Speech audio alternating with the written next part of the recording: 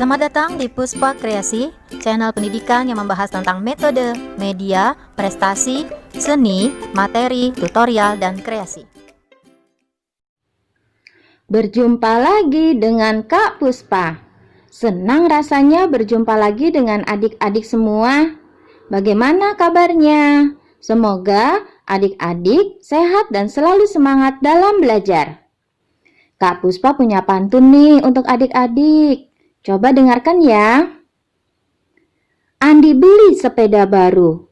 Beli sepedanya tadi pagi. Walaupun tidak bertemu guru, semangat belajar tetaplah tinggi. Adik-adik, ingat ya, belajar itu untuk masa depan kita. Walaupun sekarang adik-adik tidak bisa belajar di kelas bersama guru dan teman-teman, adik-adik tetap harus semangat belajar ya. Yuk kita mulai. Hari ini kita akan belajar materi kelas 6 yang ada di buku tema 1 subtema 2 pembelajaran kedua. Sebelumnya, adik-adik sudah belajar tentang perkembangbiakan hewan, persamaan dan perbedaan karakteristik dua negara anggota ASEAN terkait kehidupan ekonomi, dan ide pokok dari teks yang dibaca. Pada video ini, adik-adik akan mempelajari sikap yang sesuai dengan sila keempat Pancasila. Selain itu, adik-adik juga akan mengulang materi tentang cara membuat patung. Sebelum belajar, ayo kita berdoa. Semoga adik-adik bisa dengan mudah mempelajari materi hari ini dan semoga ilmu yang diperoleh bisa bermanfaat untuk adik-adik dan untuk orang lain. Amin. Adik-adik semua tentu sudah pernah melihat ayam kan? Ayam adalah unggas yang biasa dipelihara orang untuk diambil telurnya. Memelihara ayam diharapkan dapat memberikan penghasilan dan bisa memenuhi kebutuhan pemiliknya, seperti kebutuhan telur dan daging. Pernahkah kamu mengunjungi peternakan ayam? Apa yang kamu rasakan pada saat pergi ke peternakan ayam? Kak Puspa pernah berkunjung ke rumah saudara Kak Puspa yang berada di dekat peternakan ayam. Dulu, daerah peternakan ayam itu sepi, tidak ada penduduk yang tinggal di sekitarnya. Namun, seiring dengan bertambahnya jumlah penduduk, daerah yang sepi itu sekarang sudah ramai oleh pemukiman penduduk. Dan jujur, Kak Puspa mencium aroma yang kurang sedap pada saat berkunjung itu. Nah, sekarang kakak akan bercerita tentang Santi yang sedang bersedih karena peternakan ayam yang dikelola oleh keluarganya. Loh, kenapa ya? Ayo disimak cerita Santi ya.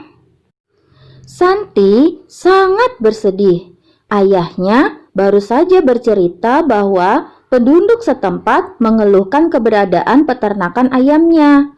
Mereka tidak tahan dengan bau yang berasal dari peternakan ayamnya. Santi bingung. Peternakan ayam Santi adalah peternakan keluarga. Usaha dari peternakan dapat menghidupi keluarga dan membiayai sekolahnya. Santi memiliki peternakan ayam petelur. Secara teratur, ia mengirimkan telur ayamnya ke pasar untuk disimpan di salah satu toko di sana. Santi tidak mau peternakan ayamnya digusur. Ia akan berusaha agar penduduk mau menerima keberadaan peternakannya. Apapun yang terjadi, Santi akan membela keluarganya agar peternakannya tetap beroperasi. Pada cerita tentang Santi, kita dapat melihat adanya tindakan yang terkait penerapan sila keempat Pancasila. Sebelum kita membahas cerita Santi, coba sebutkan dengan suara lantang bunyi dari sila keempat Pancasila. Alhamdulillah. Benar adik-adik, kerakyatan yang dipimpin oleh hikmat kebijaksanaan dalam permusyawaratan perwakilan. Adik-adik, apa ya sebenarnya makna yang terkandung pada sila keempat ini? Sila keempat Pancasila dilambangkan dengan kepala banteng. Ini menandakan sebuah kepemimpinan seharusnya dijalankan dengan baik dan benar, serta yang paling utama adalah bijaksana. Nah, sekarang kita perhatikan penjelasan yang lebih rinci ya tentang makna sila keempat Pancasila. Makna sila keempat Pancasila itu yang pertama adalah kekuasaan rakyat adalah segalanya. Di negara kita, seseorang yang dipercaya untuk menjadi pemimpin haruslah bijak dan adil kepada semua rakyatnya. Untuk itu, seorang pemimpin harus mewakili aspirasi rakyat dan juga mampu membuat rakyat sejahtera. Makna yang kedua adalah demokrasi. Demokrasi artinya sistem pemerintahan dengan memberikan kesempatan kepada seluruh warga negara dalam pengambilan keputusan. Keputusan itu akan berdampak bagi kehidupan seluruh rakyat. Dengan kata lain, rakyat bertindak sebagai pemegang kekuasaan tertinggi. Makna yang ketiga, mufakat. Mufakat artinya setuju atau sepakat. Berbagai masalah harus diselesaikan dengan keputusan bersama. Hal ini hanya dapat dijalankan dengan cara musyawarah. Musyawarah adalah salah satu cara untuk mengumpulkan pendapat banyak orang dengan aspirasinya masing-masing. Musyawarah dilakukan dengan akal sehat dan sesuai dengan hati nurani yang luhur. Musyawarah untuk mufakat artinya keputusan yang diambil dalam musyawarah telah melalui persetujuan peserta musyawarah. Mufakat merupakan salah satu cara yang paling baik dalam menyelesaikan sebuah masalah. Hal penting lain yang harus kita perhatikan adalah kita harus bijaksana dalam mengambil keputusan dan keputusan tersebut dapat dipertanggungjawabkan secara moral kepada Tuhan Yang Maha Esa, menjunjung tinggi harkat dan martabat manusia, nilai-nilai kebenaran dan keadilan, serta mengutamakan persatuan dan kesatuan demi kepentingan bersama. Makna yang keempat adalah menghargai keputusan bersama. Sebaik-baiknya orang adalah orang yang mampu menghargai orang lain. Jika seseorang tidak mampu menghargai orang lain, maka dirinya akan menjadi bumerang dalam masyarakat. Menghargai keputusan bersama dan sesama akan membuat hidup lebih damai dan tentram. Mengalah atau menghargai keputusan orang lain bukan sesuatu hal yang memalukan, tetapi ini adalah sebuah pendewasaan diri. Dalam hal ini berarti kita tidak memaksakan kehendak kepada orang lain. Nah, makna yang kelima adalah bertanggung jawab. Bertanggung jawab adalah perbuatan di mana kita dapat menjalankan tugas dengan baik dan amanah.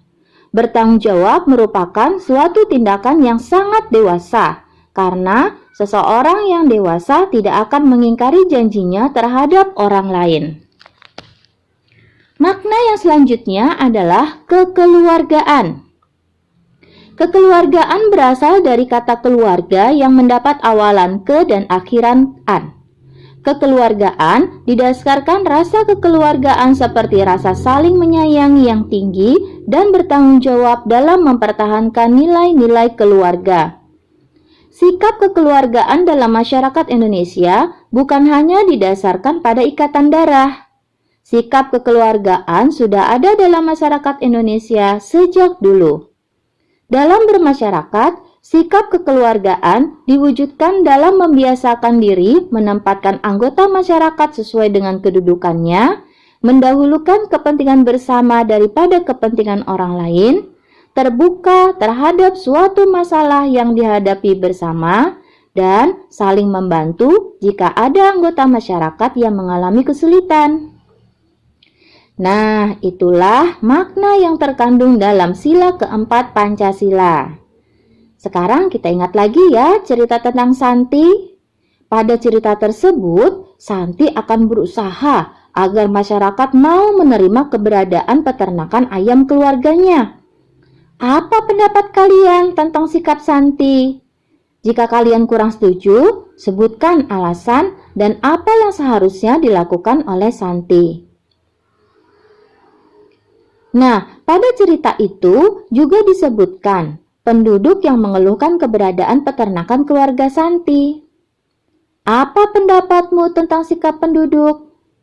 Jika adik-adik tidak setuju, sebutkan alasannya dan jelaskan apa yang seharusnya dilakukan oleh penduduk.